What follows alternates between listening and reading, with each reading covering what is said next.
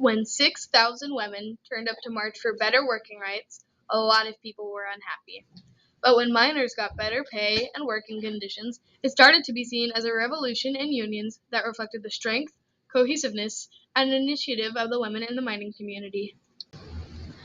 Their slogan for the strike was "Every mine idle in southern Kansas until Alexander Howitt is freed, until the International Union cancels its ouster order against rump miners and leaders, until the Howitt strike is victorious." This 3-day long march that took place in December of 1921 was popularized as the Amazon Army by the New York Times newspaper, a derogatory term as many women who tried to stand up for anything were referred to as Amazon women.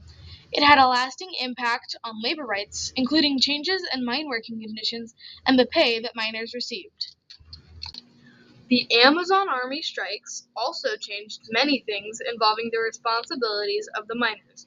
It determined that the corporations had the responsibility to pay workers better, to give them better working conditions, and that the state did not have the responsibility to involve the Court of Industrial Relations.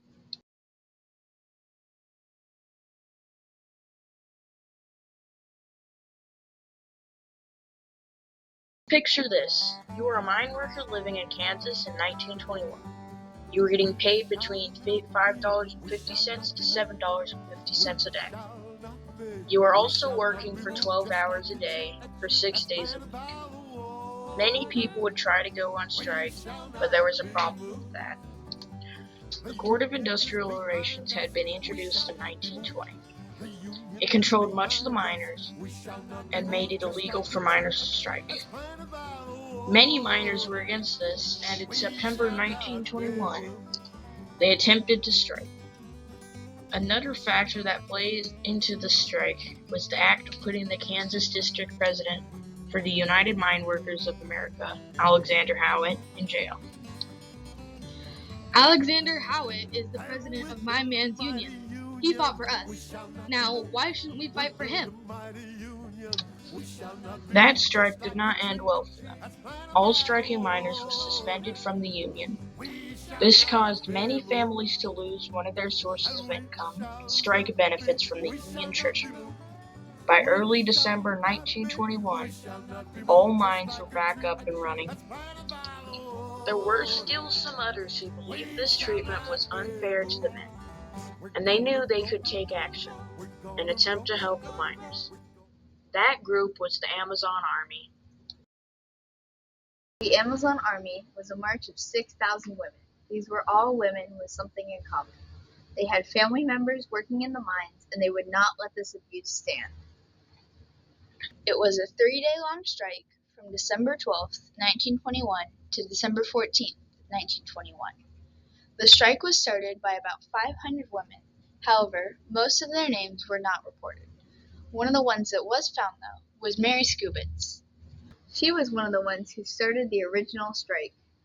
The women gathered at the Franklin Miners Hall, which has been turned into a mining museum, and would head to strike from there. The strike went from 3,000 women on the first day, to 4,000 on the second day, and then to 6,000 on the third day. The women would go around to different mines and force the workers out of the mines. Workers were forced to kiss the American flag and then swear obedience to Alexander Howitt, the leader of the United Mine Workers of America. The women also laid down American flags in the roads and dared workers to drive over them. The women would throw bricks into cars and throw red pepper flakes at anyone who opposed them. All we intend to do is keep them close. What do we care for those soldiers with their guns and bayonets? They cannot stop us, mothers. We will fight. After 3 days of striking, Henry Allen, the governor of Kansas at the time, called in the National Guard to come and stop the strikers.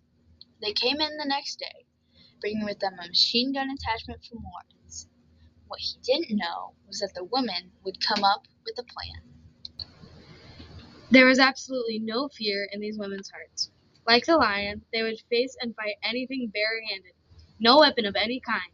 They would face the militia. Their only thought was something must be done so that their little ones would have food. something to wear in the cold, even though they might meet death at the hands of the militia. On December 15th, 1921, as the National Guard was arriving in Kansas, the women stopped striking. They were acting like nothing had ever happened, completely lying to newspapers and reporters and ignoring every accusation and question about the strike. Some of the women even tried flirting with the guards to get out of consequences and to convince them that they had done nothing wrong. Surprisingly, the flirting worked for the women, and they ended up with many less than they had anticipated in jail.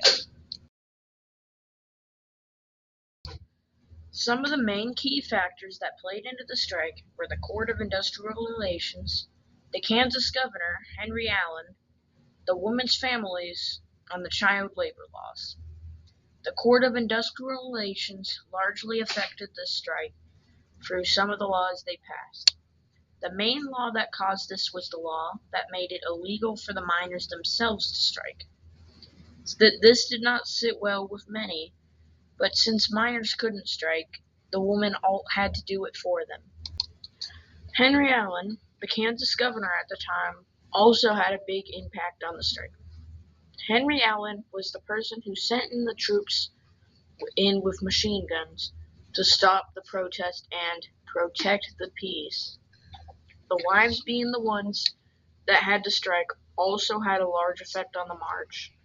There were the days when wives could not go or did not have time because they still had to take care of children, maintain the house, or even miss out specifically because it was baking day. I couldn't go out with the army to see what is happening because I have baking to do.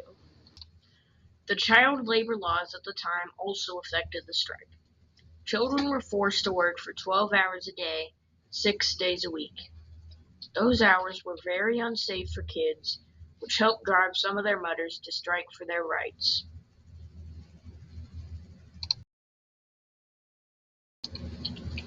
The Amazon Army had a big impact on miner pay and working conditions, which has carried over to today.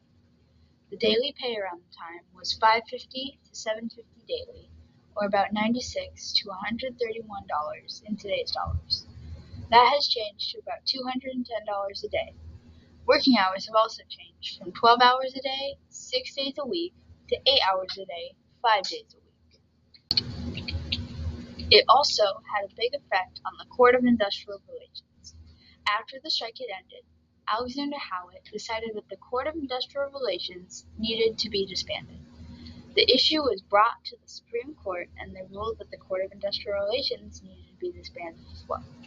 This removed much of the power that the government had over the miners and gave the miners the ability to strike back. This also gave more responsibility to companies. These companies now had to pay miners more and had to give them better working conditions. Miners have better rights, pay, and working conditions because of the fact that a march of over 6,000 women from over 100 years ago, true Kansan women, no matter where they were from, decided that they needed to work to change miners' rights for many years to come. Alien Women, for Clemence Merciez de Gruson. In 21, my mother still herself, at 17, marched for Alexander Howitt to bust the scabs who worked the mines in place of the fathers and husbands of the 1,000 women who marched with her carrying their men's pit buckets filled with red pepper to throw in the eyes of the poor scabs who cursed back in English to the Slovene, German, French, and Italian over the state militia's rifle fire. It's all dim in her mind now. She remembers only that she was hungry and frightened. She does not remember Judge Curran, who said, "It is a fact that there are Bolsheviki, communists, and anarchists among the alien women of this community. It was the lawlessness of these women which made necessary the stationing of the state militia in our county for 2 months to preserve law and order." She does not remember they were called an army of Amazons.